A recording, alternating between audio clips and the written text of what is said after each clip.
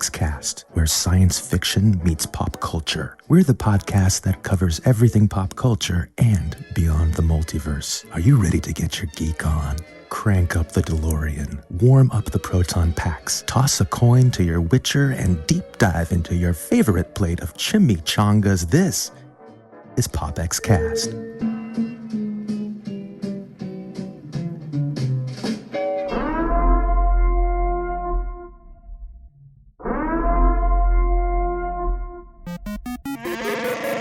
You are listening to PopXcast, where science fiction meets pop culture.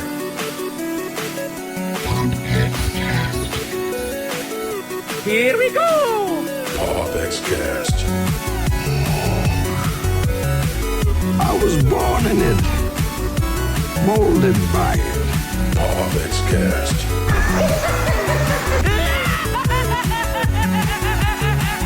No strings on me. Autobots, transform.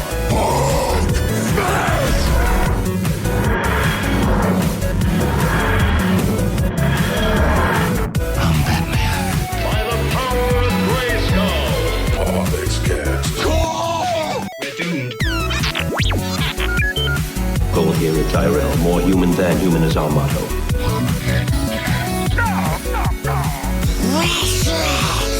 Here's Johnny. Never had a pet pony. Hasta la vista, baby. PopXcast. Captain's log supplemental. Negasonic Teenage. What the I am the one who knocks. Excelsior! All right, Excelsior. It is PopXcast Weekend, episode 130, coming to you on September the 5th, 2021. Oh my gosh, we have such a cool show lined up for you guys tonight. I hope you guys are ready to do this. Are you guys ready to do this? Because I know I'm ready to do this. I am excited. Let's do it. I do it. What's up, Team PopX? How are you guys doing? How's it been since the last 2 weeks? It's been pretty good. Not everybody answer all at the same time now. I'm just sleepy, man. Joe, I don't sleep. My eyes are pried open, but Let you know it what? sleep. And I feel like this every single week. The more we do these shows, I know we've done a lot of episodes. I'm always like, I wake up on Sundays, I'm like, today's PopX Day. You know what I mean? It's like the thing that gets me motivated throughout the day. Even though I'm normally working on Sundays. I love it, man. That makes me feel good. That makes me feel good. Thank you. PopX Day. Oh, it's PopX Day. That's good. Man, I tell you what, first and foremost, before we go into to the official welcomings and all that, I want to say a huge, I want to give you a shout out, Austinberg, because you just got accepted into the New York. Now, what is it, the New York Film Festival or what? Yeah. Dude, you get to see Dune like 2 months before anybody else. Dude, he's like a legit reviewer now. Oh my! In case you didn't know. He's bona fide. He's bona fide. That boy is bona fide right there. I ain't lying to you. I'll tell y'all what, I didn't expect it, first of all, because, normally even submitting my application said you have to have a publication. And so I'm like, well, I'm just a YouTuber, I don't think. But, just the opportunity to do movies like, Denzel's new film last night. And so like all the French Dispatch and Dune. And, I'm covering TIFF as well. The thing about Toronto is they're not allowing critics that didn't actually travel to see most of the big films. I still get a few of them, but with New York, I can travel, don't have to have a passport. I can go in and domestic flight. Yeah, exactly. And see some of these big movies, and Dune is kind of the main one. Wow. And man, I'm telling you, I'm going to do a reaction out of the theater. I'm going to do a review. I'm psyched. Dude, like I said on your Facebook page, I am so proud of you, and even that is an understatement, and me even saying that. Thank you, man. Holy cow, dude. That's huge. That has to feel rewarding, because all those hours grinding at 3 and 4 a.m., you can start now seeing the fruition of that fruit coming forward. And I'm so proud of you, man. I am really, from all of us here at PopX, and I'm sure everybody watching the stream, we're rooting for you, man. We love you. I appreciate it, man. I really do. Get a round of applause. Let's do the... Guys. Here we go. Okay. All righty, guys. Well, with all that said, let's go ahead and kick off the show here. Let's dive in. Let's dive in. Austin Burke, lead us out, man. Lead us in. Well, welcome to PopX, where science fiction meets pop culture. I'm Austin Burke, the Appalachian geek at heart. We'd like to welcome everyone joining us live in the PopX.live chat room. You guys come hang out with us and join the conversation at PopXcast.com. If this is your first time tuning into PopX, the first 10 to 15 minutes, we run down the headlines since our last show. And then, oh boy, we're diving into all things nostalgic. Lots of nostalgia for Joseph on this one. On the You have no idea, bro. Retro Rewind at the halfway point. We then hit on the show's topic. And y'all know we talking Shang-Chi today. And I can't wait to keep talking about this movie. It's so good, bro. It's so good. And I am Joseph Burke, Central Florida seasoned comic book nerd and retro enthusiast. Now, we would like to welcome everybody right now joining us in the PopX.live chat room. And also, you know, me and Lindsay are doing some pretty cool things over at the Creative Multiverse as well over on Haps.tv. We've been streaming and doing things. And our friend who's in the chat right now, Mr. Jeremy Stoltz, literally formulated his own 30-day art prompt challenge, and it's Sci-Fi Timber. He's kicking him and Tim Conrad worked together and put together this amazing list for sci-fi themed art for the entire month of September, and I am having a blast participating in that. So good. Dude, you're rocking and rolling. We love you, Jeremy. Thank you so much.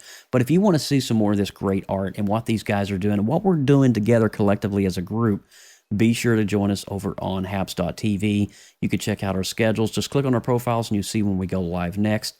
Want to give another quick shout out that myself has been invited to be co-host with Carrie Long. If you guys don't know who that name is, she used to host this thing called Periscope Stars back in the day on Periscope when Periscope was a thing, but now she's moved her entire platform over to Haps.tv. And so she is now doing Haps Stars, and I will be the co-host for the next 10 weeks on season 3.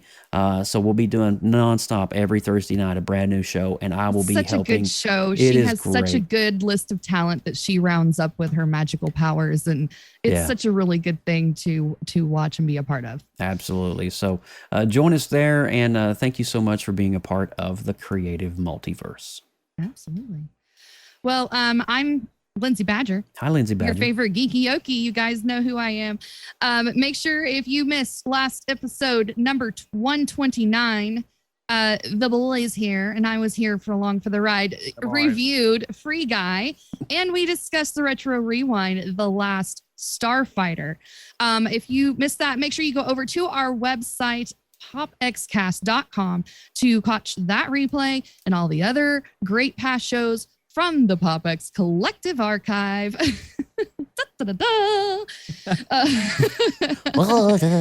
Yes. But if you like what you're seeing here tonight, after the show, make sure you go and subscribe to us. If you haven't yet, make sure you hit that thumbs up button because it helps us out a ton. And, you know, subscribe, hit the bell, all the things. You know what you're not supposed to do on the YouTubes. We schedule new shows. As soon as we figure out what it's going to be, you will be notified when we go live next. So it's kind of important that you get on board with that one. If you are doing it podcast style, you're rocking the podcast style, make sure on that platform, you please give us a nice, lovely 5-star review and rating because we greatly appreciate that. It helps us a lot. It helps us a lot. Helps us a lot. It really does. Yeah, it does help us a lot. But with all of that said, you guys ready for some PopX news this week? Yes. Let's do it. Let's do it. You ready? All right, don't go anywhere. PopX news coming your way right now. Extra, read all about it. This is PopX news coming to you live right here on PopXcast.com. And we have none other than Miss Lindsay Badger leading off this week's headlines. Lindsay, what do you got for us?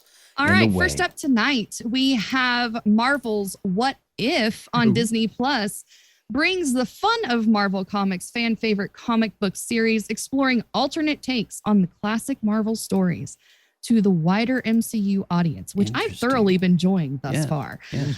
Star Wars fans will have something similar to look forward to with the Star Wars Visions. It isn't the same premise, but it does allow the anime creators to run wild with their ideas for the Star Wars universe. Okay. But before Star Wars Visions and before Marvel brought What If to the streaming television, Star Wars had its version of the beloved comic book series from 2001 to 2004. It's true. Dark Horse Comics published 3 Star Wars Infinity series. See that right there?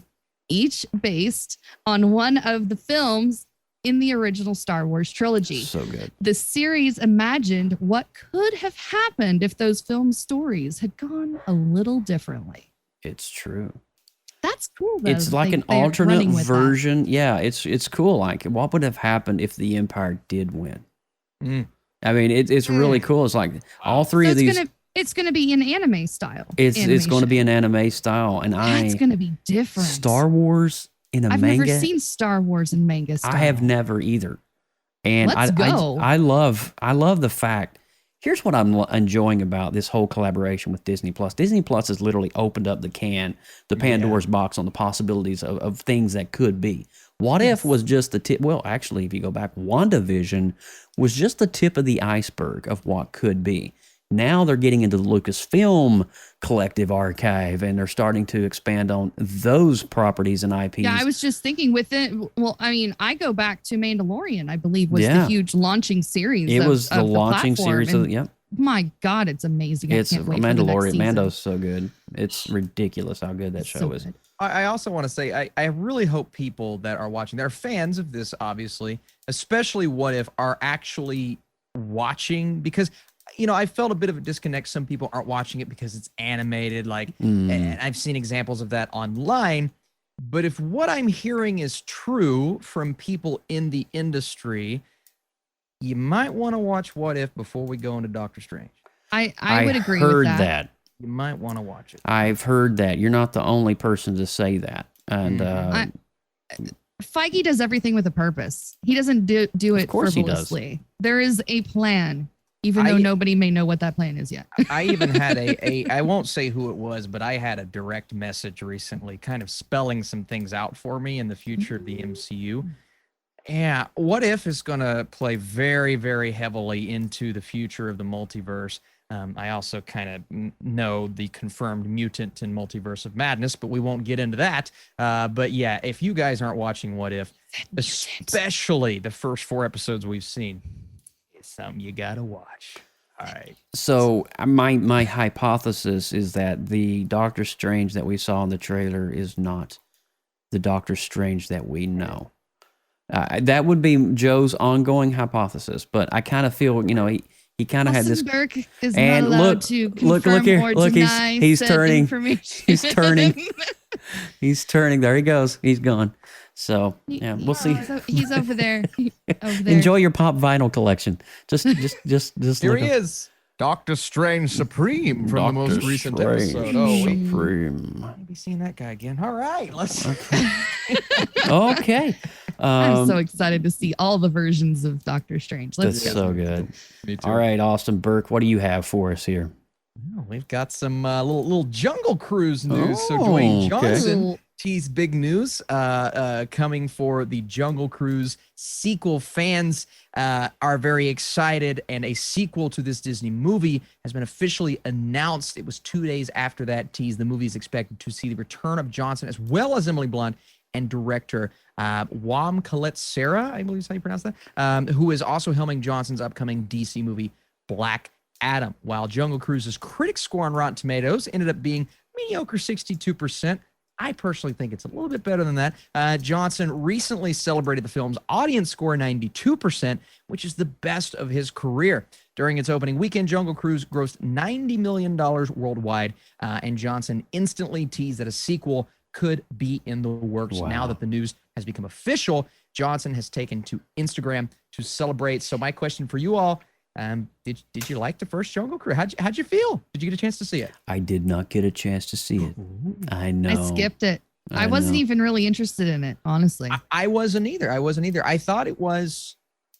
It just felt too familiar. I did watch the documentary of how the history of the ride. And how Dwayne Rock Johnson did a couple of tours to kind of get the feel for things. But that's about as far as I went down the Jungle Cruise road. I will tell you.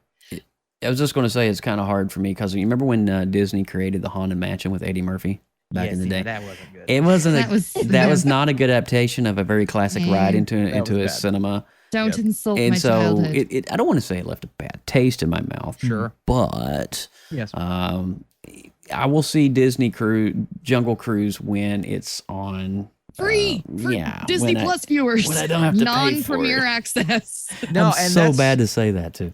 It's cringy because we support movies, but there's certain movies. It is a big visual experience, right? But I'm not going to say it's a movie you have to rush out to the theater and see. But I will kind of vouch for. I mean, it's not obviously one of the best movies I've seen all year, but compared to my very low expectations, I walked out saying, yeah, it was kind of fun. It was kind of fun, so it's a recommendation for me. Okay. Yeah. Was it better than the most recent Dr. Dolittle movie? Oh, I could go. Man. I could go chip paint off that wall over there. It'd be better than that movie. Sorry, we'll move on past that. That's so bad, guys. Oh Poor Robert Downey.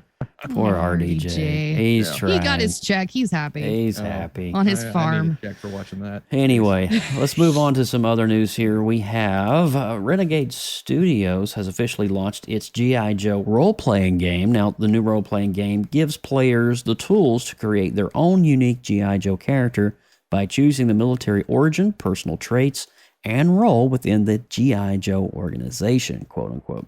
Now, the game will launch with a core rulebook that contains an introductory adventure and everything else players need to hop into the world of G.I. Joe. Now, Renegade will also release several accessories such as customized dice set featuring the G.I. Joe logo in place of the highest number on each side of the die, and a dice bag, as well as 32-page adventure titled Emerald Oblite for, what was that? Oblite for players who have completed the introductory adventure. I think Oblite is actually short for the word pamphlet. But anyway, how fancy. It is fun to say if I do.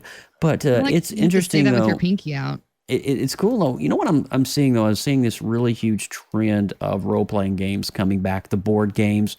People. I mean, I've seen it definitely in the past 5 years. I think that Stranger Things had a little bit to do with that. The Dungeons and Dragons interest, because they're like, what the heck is that game? You see kids rolling dice, playing a game of D&D, and you're like, holy cow, I want to do that again. That was fun. It brings back a moment. And so I think it's organizations and companies like Renegade Studios that are creating these pop culture I just worlds. like the pretty dice collections. Yeah, they are. I don't have to play the game. Just give me a bag of dice so I can look at it and be like, oh, it's so pretty. Bag of dice and some eyes. Wait a minute, never mind. Wait, what? What? No. I don't know. Pirates of the Caribbean was a good movie adapted from the Disney ride. That is true. Pirates of the yeah, that's a good point. Derek Smith in the chat. Well played, Derek. Well played, as we know that Johnny Depp lives right over here in this guy's brain somewhere. Speaking of remakes and continuations, should we move on to the last bit? We needed more rum in the movie. There wasn't enough. There's not enough rum.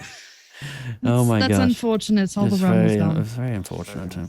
Oh my goodness. Let's get this show back on track. Okay. Last story of the night. Gather round, children.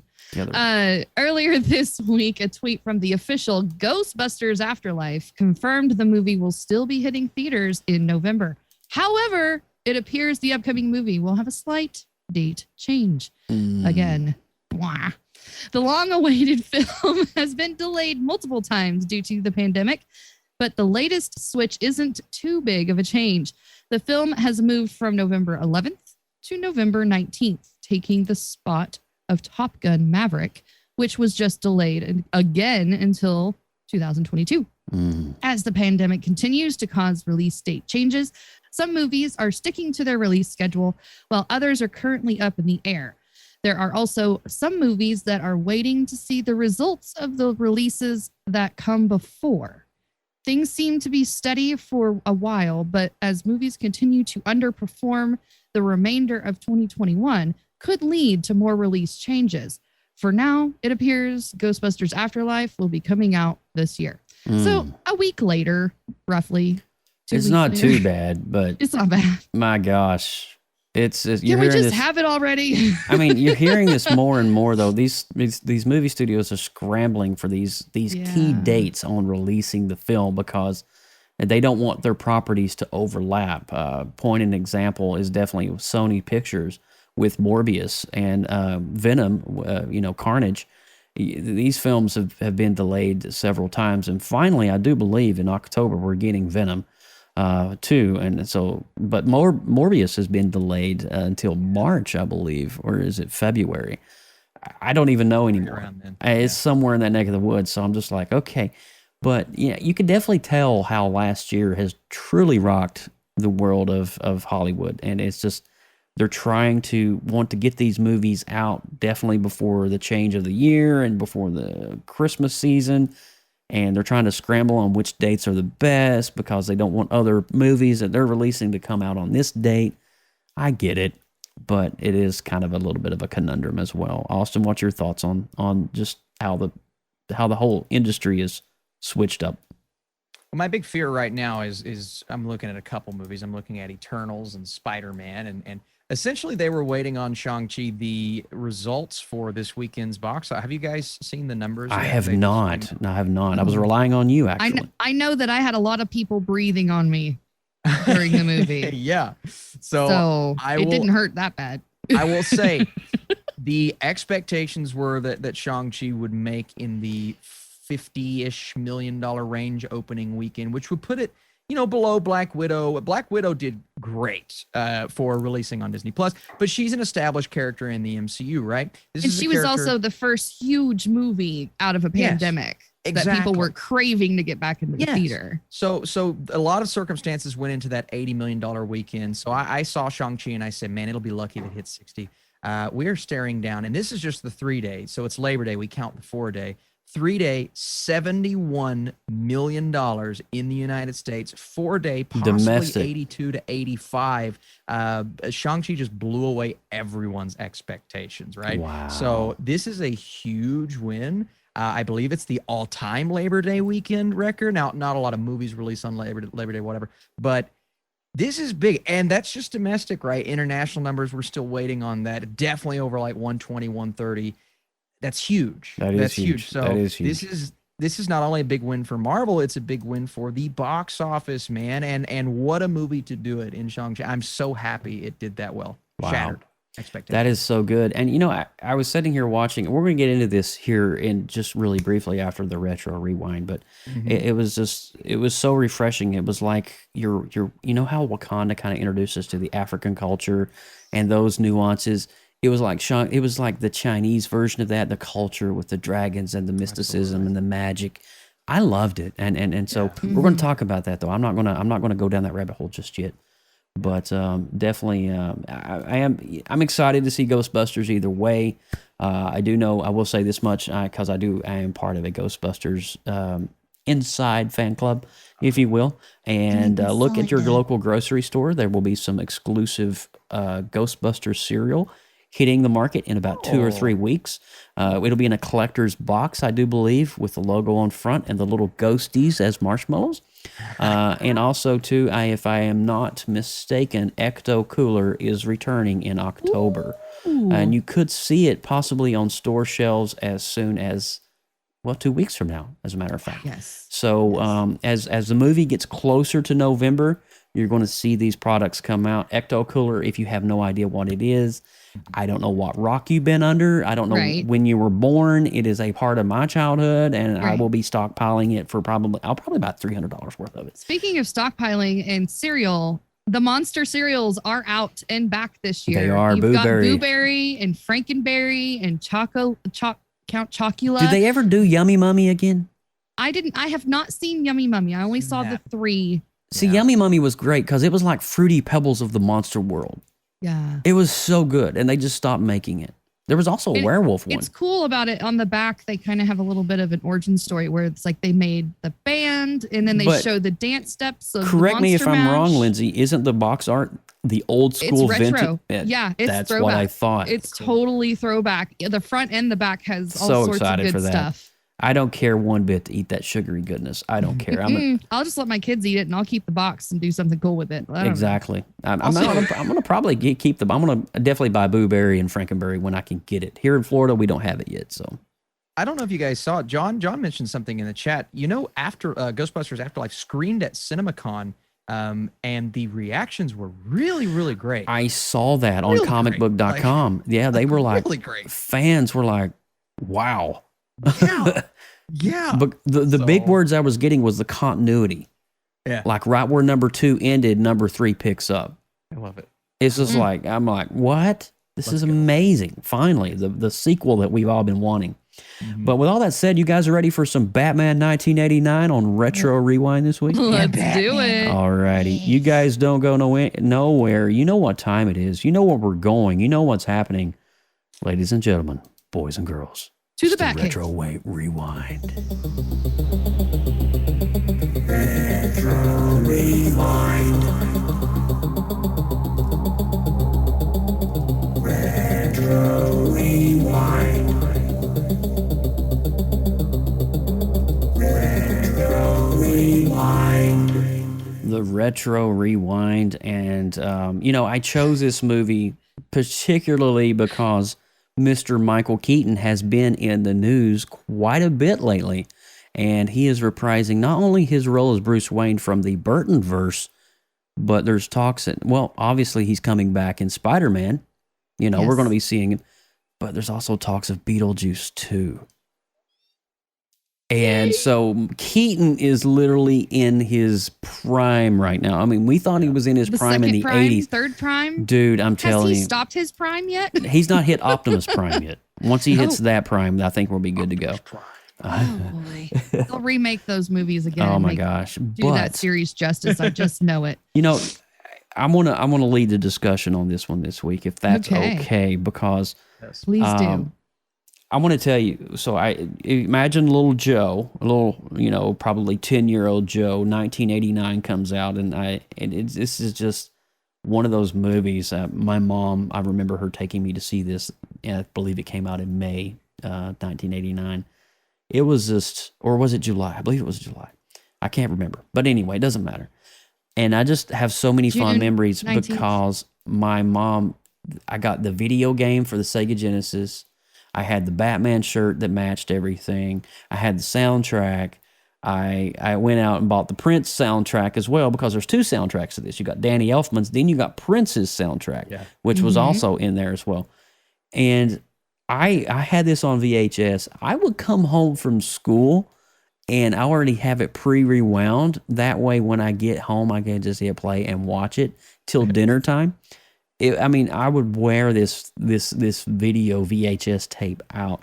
But for me, it was a defining moment because it was for the first time. Now, I saw Christopher Reeve in 79, 78, and 80 and all that when he did Superman. But seeing Batman in a dark, grim landscape with a black outfit was so new and foreign to me. And what Tim Burton did with this character and the visuals and the cinematography, I didn't understand all those words at the time. I just knew that I was watching something that nobody else had ever seen before. And I was completely inspired by it. I was blown away by it. Like just the way that Gotham City was, the matte paintings and the articulation on the Batwing and the Batmobile. In the mind of a 10-year-old, can you just imagine your brain just lighting up on all cylinders? That would be this movie for me. I can't say anything bad about this movie. I'm not going to, because I can't. For me, it is definitely in my top 4 movies of all time. If you visit me on my Letterboxd, you will see this logo right there, front and center on my top 4. It is the movie, I think, where it is where I discovered my love for artistry. Because one of the very first comic book artists, I was drawing things before, like the California Raisins and Super Mario Brothers and all this stuff. But then Batman came out, and I began to draw, the cowl, if you will, the ears and the symbol. And I really started diving deep. And I was reading comics long before this, but drawing comics was something very fresh. And this is what inspired it for me. It was just amazing. I was just blown away by this, and I'm not going to rant on anymore. I want to go over to Austin Burke on this one. Then we'll go to Lindsay. I love that enthusiasm. I do. And it's funny you say that about this movie because The Dark Knight is the movie that got me into my love of movies. Wow. So we both have that that Batman connection. Yeah, we do. You know, and part of me kind of didn't look down on this film, but after The Dark Knight, it's like, well, that's the definitive Batman movie. You know, I looked at some of the other ones prior and I was like, okay, maybe not as good, especially the 2 Schumacher films. We don't talk about those. We don't talk about We don't have bat nipples on PopX. No, we do not. No. And it's actually funny because I actually have more nostalgia for this movie than the Bale films, technically, because Mom had this on VHS. So when I was 5 and 6, before we got Batman Begins, right, she would play this for me and I would watch it, really enjoy it. Then part of me is like, you know, does it hold up on rewatch? So I went back and sat down today and I said, let's see how this goes.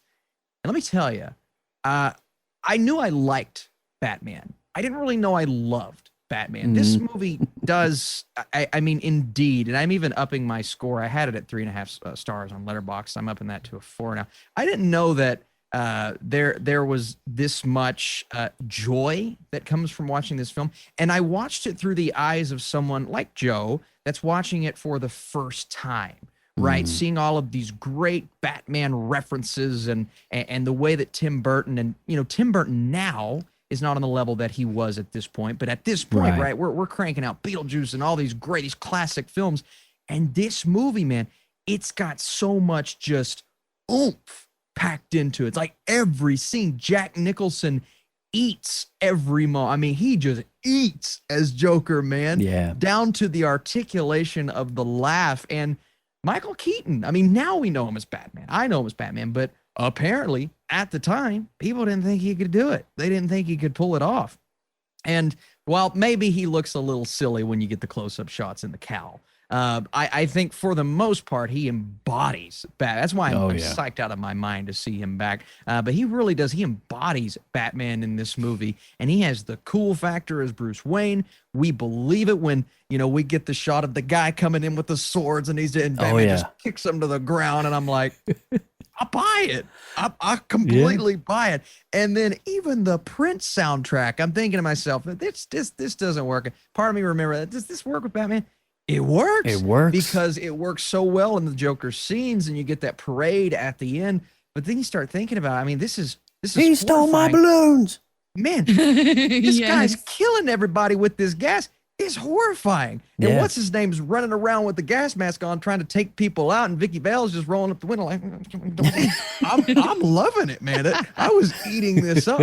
And then that confrontation at the end. And it's funny because I got a lot of, and obviously the Dark Knight, some shades of the Dark, the scene in the Dark Knight where the Joker comes on television and holds the guy hostage. We get something similar here, right? Joker with the commercial, Joker holding the guy hostage, coming in on the news set, taking the girl out. I'm seeing all these scenes and I'm like, man, this movie did it right. And he put toxic chemicals in the cosmetic.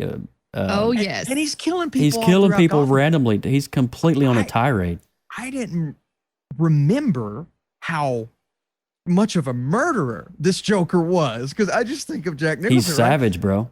Yeah, so this rewatch did me so much. It's been 8 years. This rewatch did me so much good with this movie, man. And yeah, I mean, some cheesy moments, some 80 moments. And like I said, the cow thing, sure, right? And those are things that factor in at the end of the day. But man, this was a great time. I am so glad we did this retro rewind, because I'm going to go straight into Batman Returns after that and see what happens. As a matter of fact, I'm gonna watch it tonight after we're done. Okay, I'm going straight into Danny Nice. DeVito and Michelle Pfeiffer. Absolutely. Oh, that's a good one too. Mhm. Lindsay Badger. Oh my gosh, boys, well done on catching all of those big things. I think my experience with this is I was like a first grader when this movie came out. Wow. My brother obviously was way more excited about this than me, because it's a boy thing. Oh my God.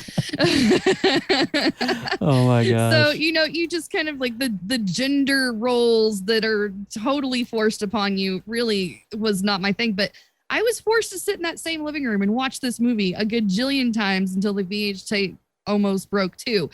So even though my brother got the birthday cake for Batman and he wanted all the toys for Batman, I was just as excited about watching the Batman and was on board with the Batman too. Yeah. So I have that nice, really strong connection with the nostalgia of wanting to not necessarily have underoos with Batman on them, but still having that excitement about being a part of the culture and the times. I may have had those underoos. I bet you did. I bet you did. And I have rocked no 'em. doubt. Yeah, you did. Rocked 'em hard. Yeah, you did with a cowl on, probably. I am Batman. I am Berkman. I love it. That's so good, dude. Oh my gosh. So, yes, there's that strong nostalgic tie that really gets me excited about this movie. Before I even plugged it in or turned it on, I knew that this was going to be a great watch. But watching it with, of course, I always bring my kids along for the ride because you have to be the parent that Did your teaches husband watch it with children you? properly of the past. No, he was at work that day. Oh, okay. Even though he thoroughly enjoys watching it too. I figured. He's a huge Batman fan. Oh, too. I know. That's why I asked. So, but this time, no, I just watched it with the kiddos. I forgot the details. And that's why I really appreciated being able to go back and rewatch it because the details that they pull from the comics to make it such an authentic experience. And the reason why it gets you so excited is the Bat Cave with the waterfall and the whole thing that when they're going into it is so dark and bleak and all the gadgets and the car. I'm sorry, but the Batmobile is iconic. You cannot tell me there is a better Batmobile that has been created since. There is no better Batmobile than the one from this movie. The Tumbler in Christopher Nolan's is a very hard number 2 for me. It's good, but it will never be number 1. I don't know, Austin. What is your take on that?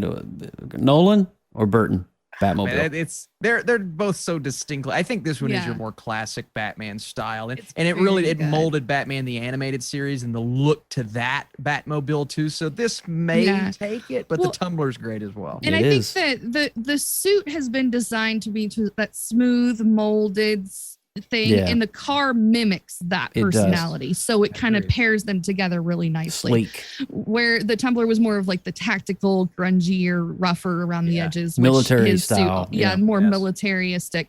So it's two different worlds, I would think. Joker was my standout.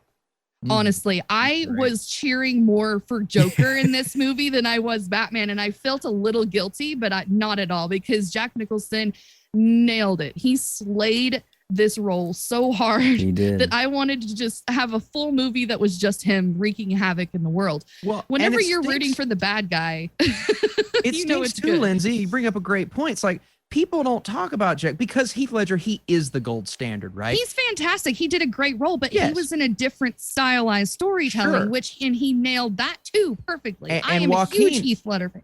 And Joaquin wins the Oscar, this and that, but people don't talk about Jack Nicholson. And I'm watching this performance, I'm like, he's got to be talked about more because this man crushes this dude, role, I'm telling you, it is like Jack Nicholson was born to play Tim Burton's Joker. Absolutely. It is like, you can't deny. I mean, I would love it. It would be great now that we're having this kind of revival of sorts of bringing old school back to new school, like with, Michael Keaton coming back into the Flash and designing Flash's new stuff.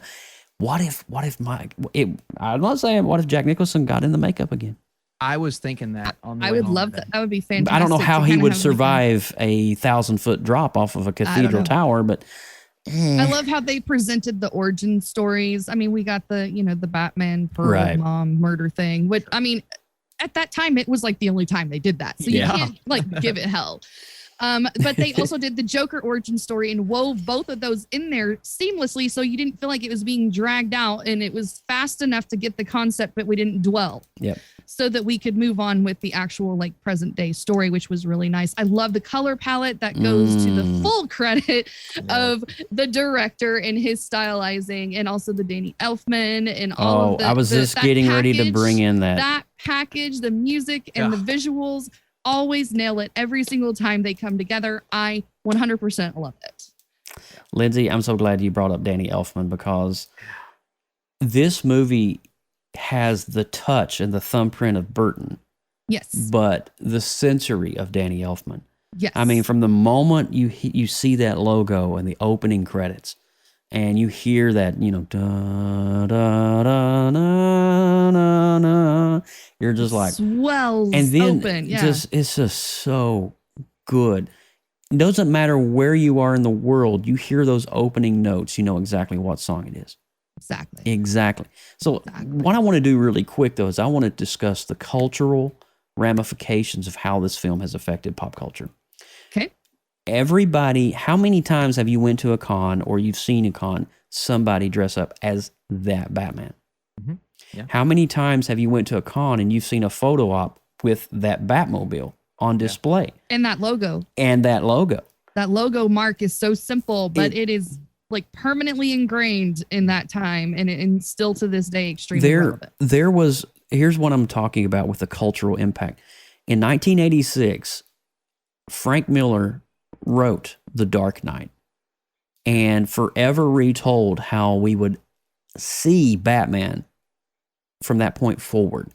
That book, if you've never seen it, you don't have the graphic novel, I highly recommend go to your local comic book shop, pick it up. It's like $10, but read The Dark Knight by Frank Miller, 1986. It was actually originally, I think, a 4-part graphic novel series, but now you can get basically the combined version of it in a trade paperback. Nice. And read it and enjoy it, because Tim Burton read that from Frank Miller, and that is essentially what spawned the creation of this Batman that we see today from 1989.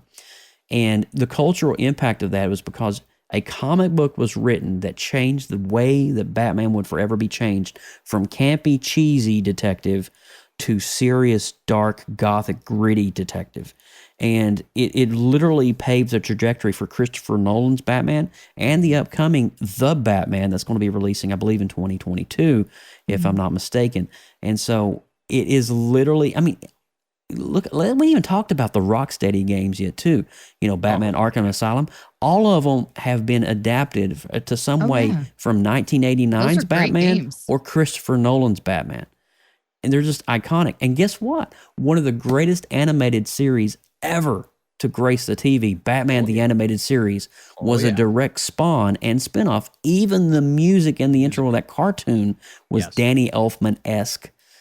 I'm just telling you, this film literally created a melting pot of just goodness that has lasted and stood the test of time. Can I add that we also have the most fantastic Alfred of all time in this movie? Oh, he's so good.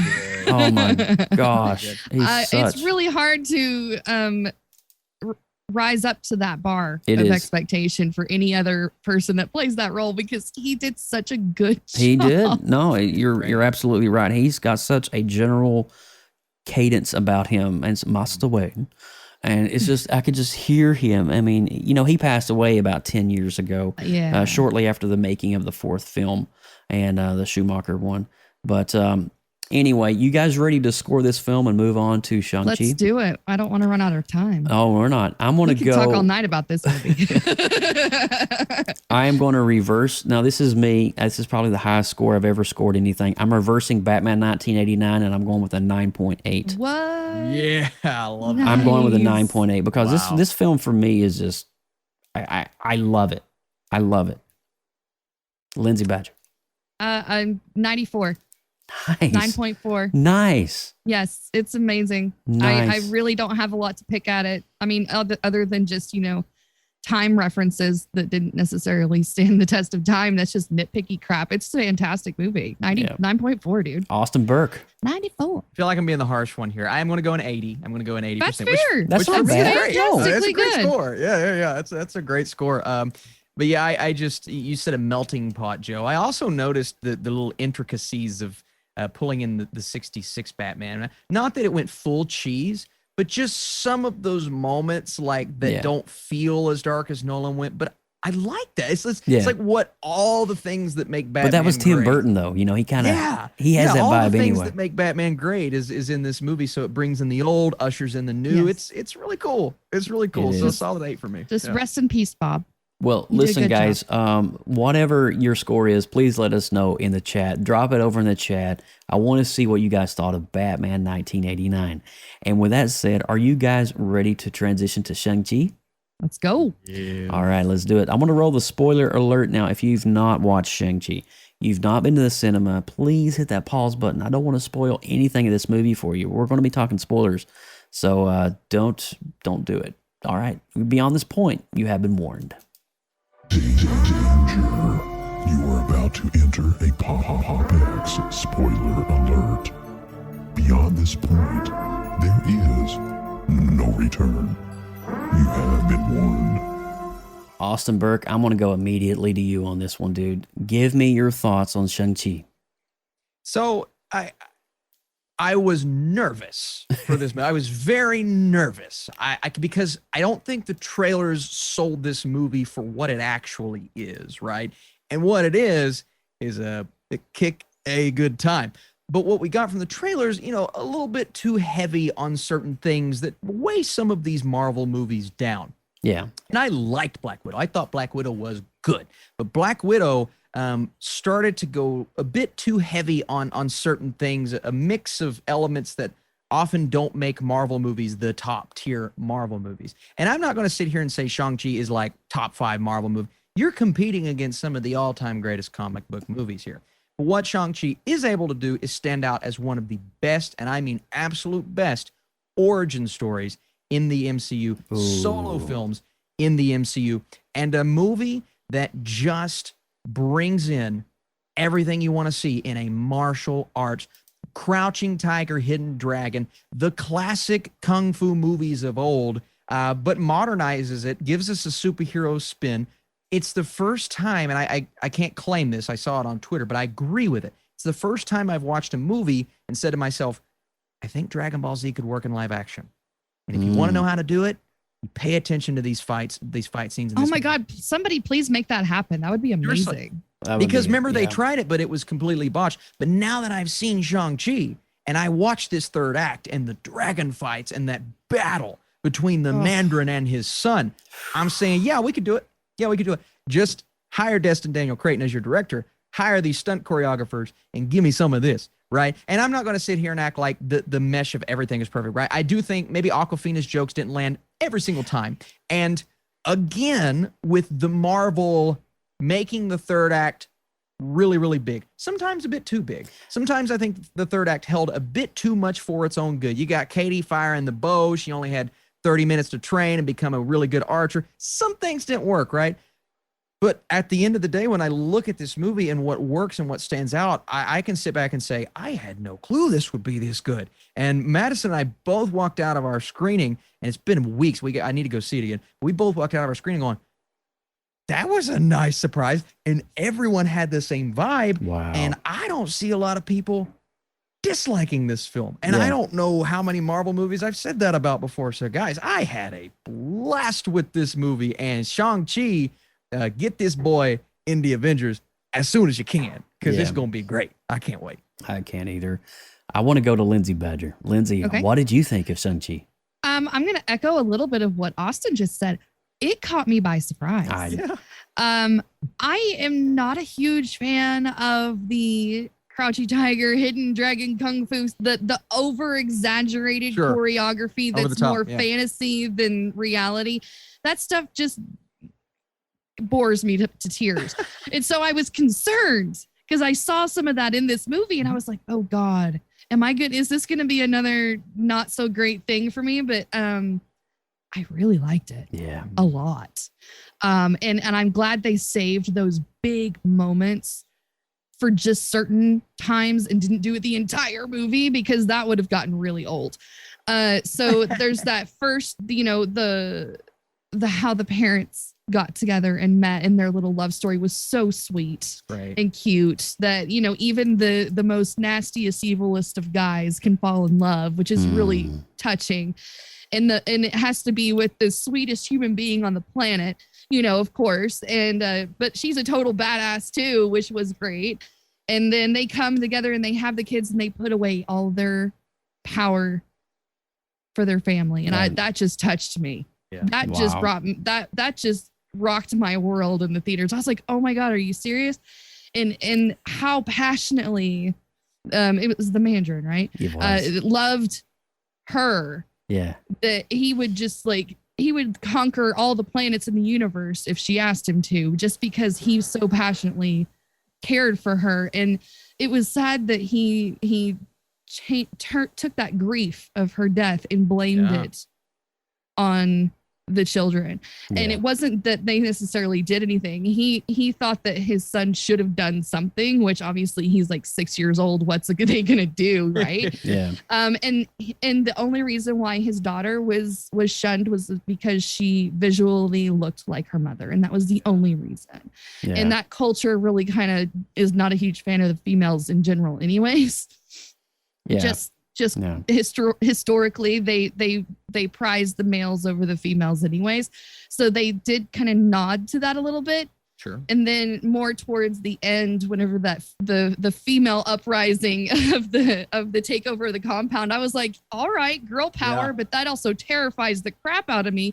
Is she going to be good or is she going to be evil? Because it really doesn't point in any direction and left that wide open. Yeah. So she could either be a very strong force that's an ally for the good guys, or she could turn against and use all that power for not so good things. So I thought that was nice. I agree with Awkwafina. She felt awkward in a lot of situations, but then there were some that really landed nicely. Yeah. The dragon, oh my God, was that gorgeous. Incredible. That was the most CGI. beautiful creature I have ever seen created. Yeah. Ever. And that red scaling on all of the uniforms and the weapons and that giant scale wall. Oh my gosh, it was just phenomenal. Somebody gorgeous. noted something that they were like, I didn't know Pokemon were in the MCU, which I noted that too. I was like, this is getting awkward, you guys. It's getting good though. But it was so fantastic. Oh my gosh. I love how it's kind of like a finding your own path story that you can relate to as a young adult. Kind of like trying to Black Panther, figure out right? who You are. Yes. Oh yeah. A little bit. Hey, I didn't hate Sorry, all Lindsay. of it. Sorry, I didn't hate Lindsay. all of I it. had to do that. We're going to have to do a redo of that episode. Maybe I'll rewatch it again. You can't live that down, girl. I never will. I never will. I wear it proudly. So, but anyways, I'm gonna wrap up. My love for this movie was a surprise to me. I don't think it's like the best of all the MCU movies, but I feel like it's very, very well done. Yeah. No, I get that. I think for me, I'm so glad that they left Trevor out of the trailers because he was such a nice comedic relief. He's like, I'm just going to play dead here. Come here, Morris. Let's play dead. Play dead. Great. And it was He was so cute. funny. And, we would wonder because we know he was alive at the end of Iron Man 1 or Iron Man 3. Three. Yeah. And it kind of makes us appreciate Iron Man 3 just a little bit more, but he's still alive. And lo and behold, the real Mandarin has actually picked him up and thrown him in a cell somewhere. To be honest with you, I kind of forgot about him. And he's just kind of like talking to himself in a mirror. He doesn't even know. I don't even think he knows he's imprisoned. But Ben Kingsley, oh my gosh, what a surprise. He is so good. But there was a lot of awesome elements in this. The cinematography for me, just being able to control the elements and the wind and the whisking of the leaves and the sand as she's kicking around with her back leg. It was just amazing, beautiful. The dragon, like you said, Lindsay, I thought the dragon was just spectacular. The CGI, probably some of the best CGI work I've seen to date in a Marvel movie. The water, yeah. Air and the map on the ground and all the bamboo trees. Oh my gosh. Stay in the pocket. All the feels for this one. So good. It was truly remarkable. Now, like you said, Awkwafina kind of had definitely some jokes that didn't land, and it's kind of like but then the ones that did land were very, very good and very fun. I enjoyed just the whole backstory of the rings themselves and how the Mandarin is over 1,000 years old. This guy's old. He's been around since the old days of the dynasty of China, and he's been battling, and nobody never really seemed to talk about that he's over 1,000 years old. He was acknowledged, but it wasn't like, oh well, he's It was weird. I was like, well, you've lived 10 lifetimes or whatever it was that they said. It was weird. I mean, you would think at some point he would be acknowledged for that. And it's definitely in the course of the MCU. There has to be more of his presence somewhere in the history and the vastness of that. But it was just, I mean, it's one and done, I guess. But for me, though, I love the origin story. I love the infusion of the Chinese culture. I've always loved the Chinese culture to begin with, going all the way back to the 80s. I just love everything about the music, the style, just the literature and the art as well is inspiring, especially for me as an artist, reading some of the early manga. And that's so I was kind of seeing that play out here as well. It was really nice and inspiring. I thought Marvel did a fantastic job introducing a lesser known character, but in a very visually stunning way that would kind of give him a thumbprint. And I think that we need to talk definitely about the post-credit scene. Yeah, and how surprised I were to see in the fighting ring. Yeah. Oh, yeah, Abomination and Wong battling it out. I was like, because you saw the little circles, I was like, oh my God, it's going to be Doctor Strange. He's in this movie? Oh my God. And then it was just Wong, and I was like, what? It's Wong. It's Wong. Oh my God. He's so funny. But it was really cool, though, to see Abomination from 2008's The Incredible Hulk, who has now mutated. He's got the fins on the ears. He's a little bit bigger and bulkier. Mm-hmm. And they're back in the locker room after the fight, and Wong and him's having some conversations. And they just go to the portal together back to New York.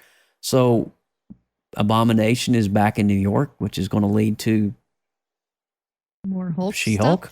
I'm telling you, they're setting him up for Thunderbolts. Dude, Thunderbolts right now. That you can see it. You can definitely see it. But I loved that one little nuance was great. But let's talk about the first post-credit scene with Wong, who literally comes out into the diner. They're having dinner. Shang-Chi, and the family and the gang, they're all there. And they're trying to tell this story that they had to their friends, and their friends are looking at them kind of like, what the heck are you talking about? You're on drugs. Something. Then all of a sudden, Wong just opens up the portal, and they step out. Yeah, are you Shang-Chi, are you here? And the next thing you know, he's ported back to New York, and he's like, they're trying to figure out the origins of these rings. Where they come from. This is where it gets crazy. The camera pans around. We see Captain Marvel, Brie Larson, and Mark Ruffalo, Bruce Banner, and they're trying to figure out. And they said something to the fact there is a beacon hidden inside of the rings. A beacon for what? And who's it calling for? And that is a very interesting discussion. And I want to say it's leading directly into the Eternals. Ooh, I think you're right. I think it's because these rings kind of have the pattern. With the timeline, it would only make sense that they were involved with it. Well, if Mandarin was 1,000 years old and these have been on Earth long before that, they've been here since 7,000 years, according to the trailer. The Eternals probably brought them with them, maybe. And maybe they were bestowed to somebody as kind of like a peacekeeper or a guardian over the humans.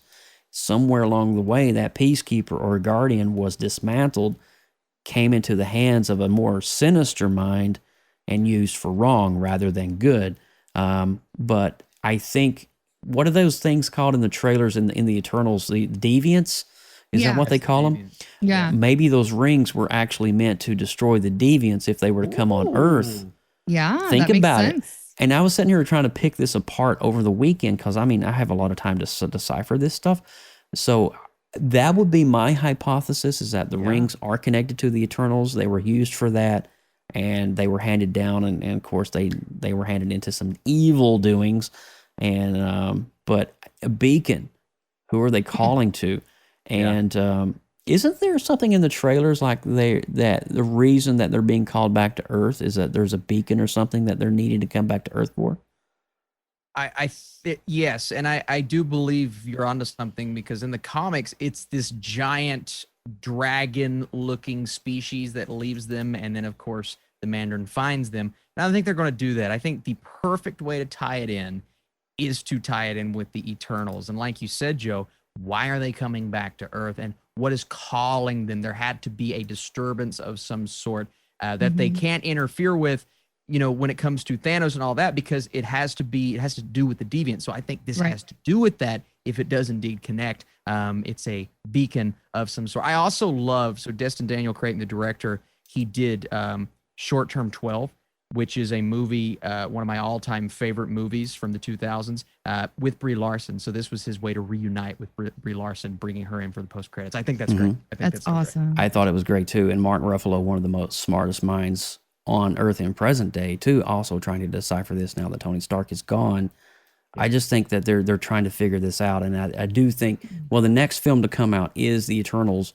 So now that Marvel is back online with the timeline that it was supposed to be intended, and it doesn't look like we're going to see the end of Shang-Chi. I think he's coming back to some extent. He may be joining a new group of alliance, maybe the new Avengers or the new Defenders or something along that lines that's going to kind of harken back to an old school team up.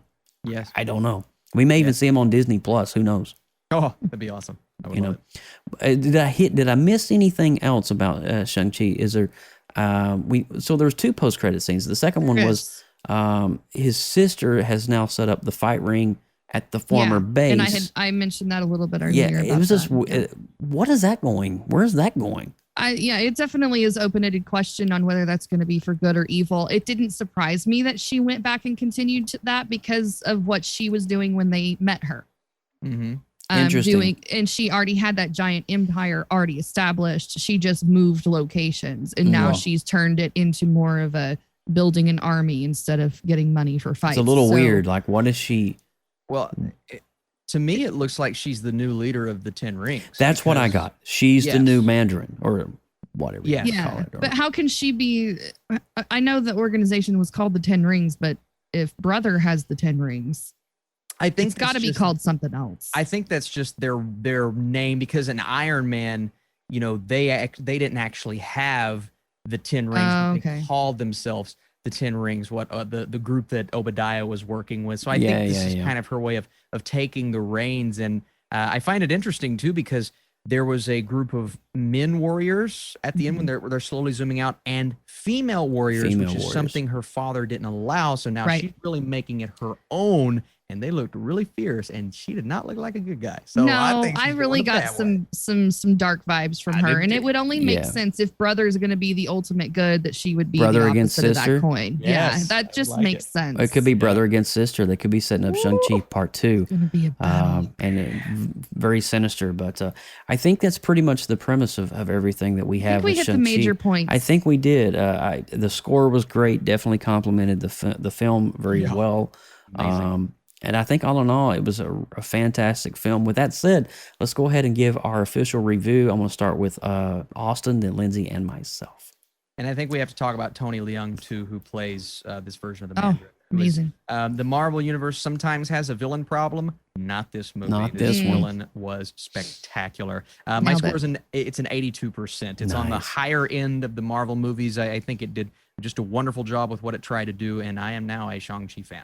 Absolutely. Yes, absolutely. Nice. Me too. Lindsay Badger. I was going to go with 78. Nice. Nice. Yeah. Good score. Very nice. Also, I just a quick note to add to all that we've said. I'm glad that they didn't push that romance too hard. They kind of hinted at there was a chemistry, but they didn't go full there. Yeah. So that left that tension, but not awkward. Yeah. Okay. Love it. So carry on. I am actually going to go with an 8.4 upon kind of digesting the movie for the past couple of days. There were some really good meat and parts to this film that definitely is going to leave a lasting impact, especially going into MCU Phase 4 as we go into the Eternals in just a few months. I think this movie is going to kind of like be a thumbprint to things to come, because there's so many things that was set up in this film.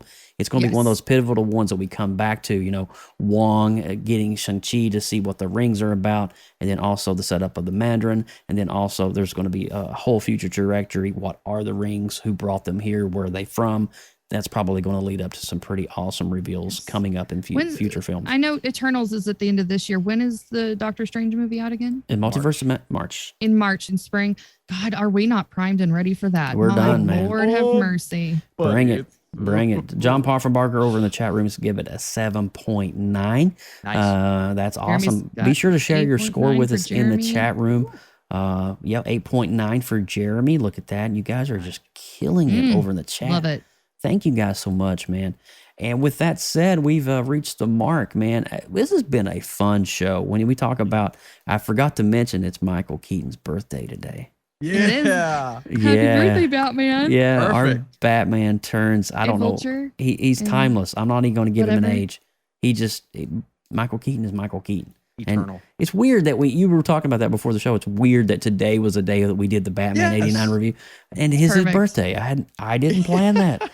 Derek Smith went a 9.4 on Shang-Chi, and Desiree went with a 9.1. Well So done. pretty Well done, awesome everyone. scores across the board. So it's unanimous. Team PopX and the family PopX are agreeing. This is one you don't want to miss. It's Go a see win. it. I feel like the trailer undersold it, to be honest. And what a great movie for Labor Day weekend too, because it's most people's off work tomorrow. They get to take their families and enjoy an afternoon movie, and this is probably going to be it. So that's awesome. Isaiah has a 9.2 favorite Marvel movie in a Isaiah long time. Bell with a 9.2 since Winter Soldier. Boom. Yeah. Isaiah, let's go. All right. Very my cool. gosh. Well, are you guys ready to wrap this show up? Let's do it. All right, Austin Burke, you're up, man. All right, guys, let me scroll down here. real quick. Okay. So I am Austin Burke at the Burkinator. You guys can search and find me on the YouTubes, and stay tuned because I'm covering some movies from the Toronto International Film Festival starting this week, which is super cool.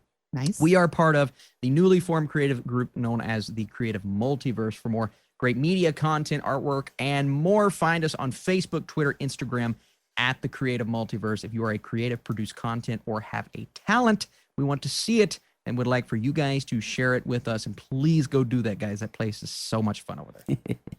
Awesome. Absolutely.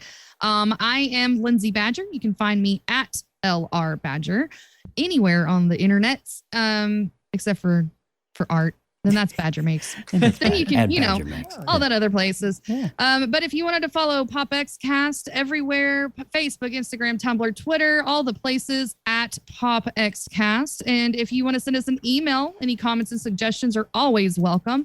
PopXcast@gmail.com. And for future and past shows, make sure you go over to our official website, www.popxcast.com. Absolutely. And again, I am Joseph Burke aka at Joseph Burke Arts all over social media. Of course, hats off to Team PopX. And that's pretty much it for this episode of PopX Cast. Before we go off the air, I do want to give a huge shout out, accolade, and honorable mention to one of our family members who has moved on from PopX. There's a lot of events going on in his life right now, but we want to send up all of our love, all of our compassion, all our likes and hearts to Mr. Mike, who used to rock the window down here in the fourth. But who's to say at some point he may return back. But it's just a crazy season for him right now. And we get that, man. Life is just crazy always. But Mike, we love you. Thank you for helping us get to where we are today. And if you're watching on the stream, man, I'll be seeing you in a couple of weeks. I love you, dude. Thank you so much for all you did for us. But in the chat room, show us some love, show us some hearts for Mike, who is going to no longer part of the Team PopX family, but just show him some love and be sure to let him see that. You bet your bottom he's going to be watching the replays, if not the lives. You know if he he's gets a going chance to. You know he's going to. And with that said, we're going to be back on episode 131. Be sure to hit the like and subscribe button on YouTube for when we schedule that. You'll get an immediate notification, and that when we go live, you will know about it.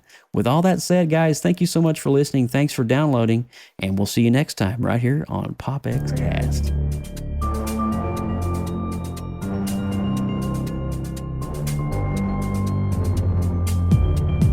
From everyone at PopXcast, thank you so much for listening. Please subscribe to our YouTube channel and click that notification bell so you know when we go live next. Drop us an email, popxcast@gmail.com. Throw us up a like on Instagram and all those other social media outlets at PopXcast. Until next time.